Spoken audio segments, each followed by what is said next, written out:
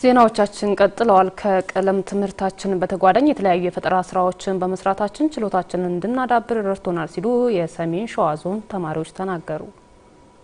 በዞኑ ለፈጠራ ስራ ትኩረት በመሰጠት እየተሰራ ባለው ስራ ከጊዜ ወደ ጊዜ ተስፋ ሰጪ ውጤት እየመጣ እንደሆነ የሰሜን ሸዋ ዞን ትምህርት ጽሕፈት ቤት አስታውቋል። ቢኒያም ቦጋለ ተጨማሪ አለ።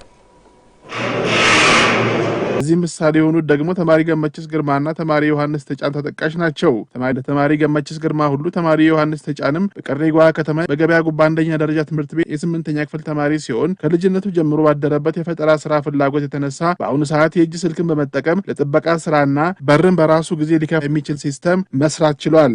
ልብስ የሚሰፋበትን 3 መርፌ ተጠቅሜ ዲናሞ ተጠቅሜ ይሄንን በር እንዲከፍት ማድረግ ቻልኩት ማለት ነው። ለመስራት ምን አነሳሳ የምለው ነገር አንደኛ ነገር ላይ የኛ ሀገር ማደግ ያለበት ወደ አርቲፊሻል ኢንተለጀንስ ብዙ ነገር መጠቀም አለባት የምለው ነገር ነው። ሀገራችንን ለማሳደግ ነውና አሁን ይሄ በር ልክ እንደዚህ ሲከፈት ኢንተርናሽናል መሆን አለበት። እኔ ያለካውትም እዚህ ገንደ ስልኩን እኔ ስደውልበት ለራሱ ነው የሚከፍተው ማለት ነው። ራሱ ይከፍታል ሁሉም ነገር እኔ ውስጥ ያለውን ነገር እኔ ነኝ ማለት ነው መቆጣጠር የምችለው ማለት ነው። ተማሪ ዮሐንስ ከዚህ የበለጠ በስልጠና ብታገዝ የሰራው ሲስተም ለብዙ አገልግሎት ሊሆን እንደሚችልም ነግሮናል። ይሄ ሲስተም ብዙ ነገር ላይ መስራት ይችላል። ለምሳሌ ትልቁ የኢትዮጵያ ህዳሴ ግድብ ላይ ሊሰራ ይችላል። አንድ ሁለተኛ የጦር መሳሪያዎች ላይ ሊሰራ ይችላል። ሁለት ሶስተኛ ባንክ ቤት ውስጥ ሊሰራ ይችላል።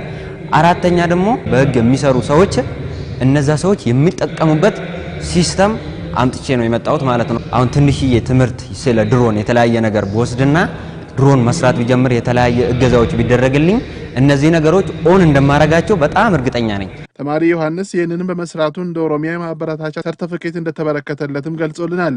እና እነዚህን በመሳተፍበት አሁን እኔ ያለሁት ከኦሮሚያ የተሰጠኝ ዮሐንስ ተጫን ይላል። ከኦሮሚያን የተሰጠኝ ይሄ ነገር እንደ ሰሜን ሸዋ ዞን ለፈጠራ በተሰጠው ትልቅ ትኩረት የተነሳ ከጊዜ ወደ ጊዜ ከፍተኛ ውጤት የተመዘገበ መምጣቱን የሰሜን ሸዋ ዞን ትምህርት ጽሕፈት ቤት ኃላፊ አቶ ጋሻው አክሊሉ ተናግረዋል። ሀገራችን በቴክኖሎጂ በለጸገች እንድትሆን ለማድረግ ነው ይሄን አስበን የምናደርገው። በየአመቱ እያደረግን ስለሆነ ከአመት በአመት እየተሻሻለ ነው ያለነው። ተማሪዎች የሚያዘጋጁት ፈጠራ ከአመት ወደ አመት እያደገ እየጨመረ እየሄደ ነው።